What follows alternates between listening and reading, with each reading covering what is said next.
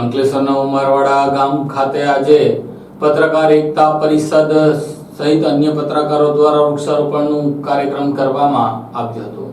અંકલેશ્વરમાં પત્રકાર એકતા પરિષદ સહિતના સાથી પત્રકારોએ ઉમરવાડા રોડ પર આવેલ મંદિર પાસે તેમજ પાનોલી જેડીસી ખાતે વૃક્ષારોપણ કરી તેની માવજાતની જવાબદારી ઉપાડી અન્ય લોકોને પણ વૃક્ષો વાવવા અપીલ કરી હતી। આપણા જીવનમાં વૃક્ષો ખૂબ જ મહત્વપૂર્ણ છે અને પર્યાવરણ માટે એક આદર્શ સેવા પ્રદાન કરે છે। આપણે તેમને કોઈ પણ રીતે સુરક્ષિત રાખ્યા નથી અને તેથી જ આજે આપણે ગ્લોબલ વોર્મિંગ, તીવ્ર પ્રદૂષણ અને વન નાબૂદીના અન્ય નુકસાનકારક અસરોથી પ્રભાવિત થઈ રહ્યા છીએ। આપણે ટકી રહેવા માટે વૃક્ષોની સારવાર કરવી અને તેની ખૂબ સારી દેખરેખ રાખવી અને આપણે બીજાઓને વધુને વધુ વૃક્ષ વાવવા પ્રોત્સાહિત કરવા જોઈએ। ત્યારે અંકલેશ્વર પત્રકાર એકતા પરિષદ દ્વારા વૃક્ષારોપણની પહેલ શરૂ કરી છે। ઉમરવાડા રોડ ઉપર આવેલ ગોગાધામ આશ્રમ, ચિંથરા માતાના મંદિર પાસે અને પાનોલી જેડીસી ખાતે વૃક્ષારોપણનો કાર્યક્રમ રાખવામાં આવ્યો હતો, જેમાં ખાસ કરીને લીમડાના વૃક્ષોનું વાવેતર વધારે કરવામાં આવ્યું હતું, જેમાં તમામ પત્રકારો દ્વારા વૃક્ષો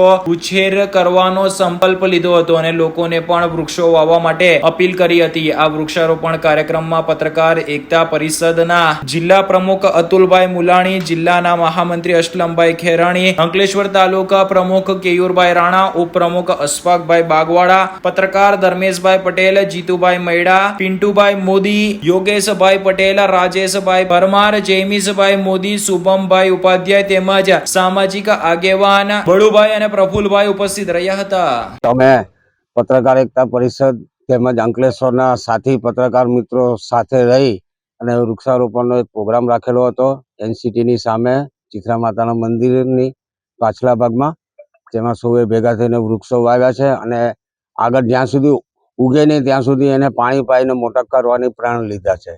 આવી રીતે તમે પણ વૃક્ષો વાવો અને સમૃદ્ધિ લાવો। હવે બપોર પછી અમે પાનોલીમાં પણ વૃક્ષારોપણનો પ્રોગ્રામ રાખેલ છે।